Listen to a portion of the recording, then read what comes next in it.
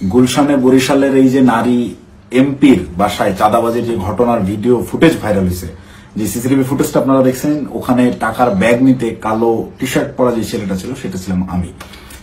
আপনারা এই একটি সিসিটিভি ফুটেজের মাধ্যমেই দেখেছেন যে বৈষম্য বিরোধী ছাত্র আন্দোলনের সমন্বয়করা চাঁদাবাজিতে জড়িত।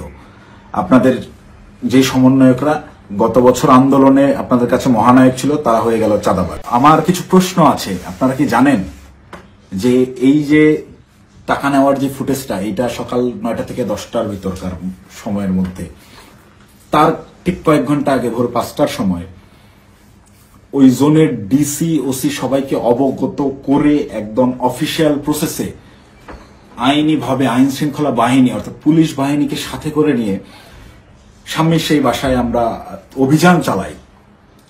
আপনারা কি জানেন সেই অভিযানে যাওয়ার আগে গুলশানেরই কোনো একটা জায়গায় আমার সাথে উপদেষ্টা আসিফ মাহমুদের কথা হয়? কই নিউজ মিডিয়ায় এত কিছু আসলো, এই 2 মিনিটের সিসিটিভি ফুটেজটাই কেন?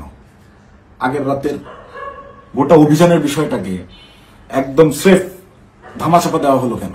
সেও আতঙ্কিত, তাকে 1 কোটির কথা বলে দেওয়া হয়েছে। এই 1 কোটি কেন আনা হইলো না, বা আমি যে বাধাগ্রস্ত করছি আমার জন্য সে 1 কোটি আনতে পারলো না, এটার জন্য সে আমার উপরে বিরক্ত এবং সে নিজেও নার্ভাস। রিয়াদের চোখে মুখেও দেখি চিন্তার ছাপ। কোন ভাই কখন বললো তোরে, কার কার সাথে কথা বলছিস আমি যাওয়ার পরে? রাতে কোন ভাই আসছিল দেখেন নাই? তখন আমি 30 সেকেন্ডের মধ্যে চুপ করে থাকি, ভাবতে থাকি। যখন রাতে কোন ভাই আসছিল এইটার সমীকরণটা আমার মাথায় মেলে এবং রিয়াদকে আমি বলি যে ভাইয়ের সাথে কথা বলে আসলাম, তুই কি সেই ভাইয়ের কথা বলতেছিস? রিয়াদ বলে হ্যাঁ।